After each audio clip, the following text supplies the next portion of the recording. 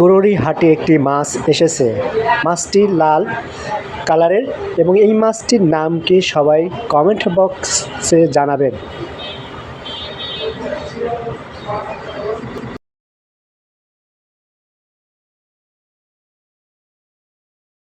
আচ্ছা, এই কি মাছ এটা? হ্যাঁ, এটি বিদেশি রুই, বুঝছো? বিদেশি রুই না? এই দেশে জন্ম হচ্ছে, হ্যাঁ। এই মাছ আমরা প্রচার করতেছি। এই মাছগুলি বুঝছো, খাতেও খুব স্বাদ আছে, বুঝছো? এই মাছগুলি তোমরা লেও, তোমরা নিয়ে খায়া দেখো এই মাছগুলি কত স্বাদ। তোমরা না খালে কত করে দাম নেবো না? দাম তো মনে করো যে আমরা কিনেছি 270 টাকায়, আমরা 300 হলে বিক্রি করবো, বুঝছো? টাকারও আমার দরকার, কারণ আমরা এত খাটাখাটি করতেছি। আমার মাছের যদি দাম বেশি না হয় আমরা কি করে খাবো?